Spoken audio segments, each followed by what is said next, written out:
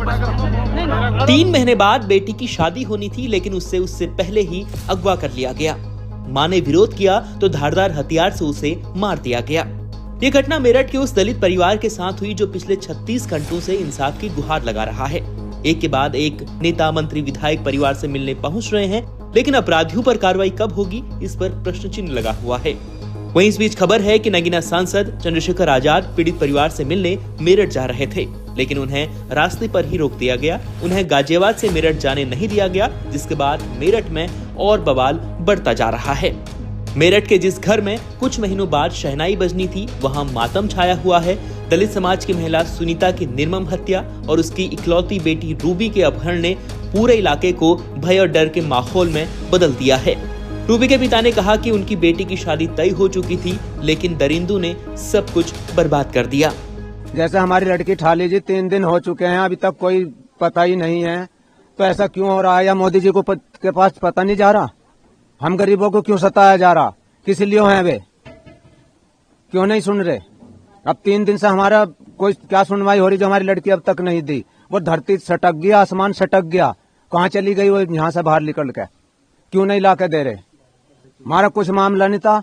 हमारी लड़की डेली इनके खेतों में छोड़ने जाती थी, हम वहीं भैंस भूस रखे हैं, घास बास काटते हैं। मैं थोड़ा पहले चला गया था, थोड़ी मेरे साथ इच्छा आई थी रोटी लेकर। इन्होंने रास्ते में ईख में से लिकट के और लड़की पे छेड़खानी करा। उसकी मम्मी ने विरोध उठाया तो उसको फरसे से काट के डाल दिया, उसे खत्म कर दिया। लड़की का कोई अभी पता ही नहीं है। हमारी कुछ सुनवाई होनी चाहिए, हमारी लड़की मिलनी चाहिए। क्यों नहीं मिल रही हमारी लड़की? मोदी जी क्यों नहीं दिवा रहे? जब वे राजा हैं, सब कुछ सबकी प्रजा के ऊपर हैं, तो ऐसा क्यों नहीं हो रहा? यहाँ क्या दलित समझ के नहीं हो रहा? जो दलित समझ के नहीं हो रहा, वे तो ठाकुर हैं जिन्होंने ठा ली। वहीं शुक्रवार को जब सुनीता का शव घर के आंगन में रखा गया तो उनके तीनों बेटे नरसी, मनदीप और शिवम रोने लगे थे। भाइयों का कहना था कि मां रूबी को सबसे ज्यादा प्यार करती थी और उसकी पसंद का हर सामान लाती थी। आज उनकी बहन अपनी मां के अंतिम दर्शन तक नहीं कर पाई।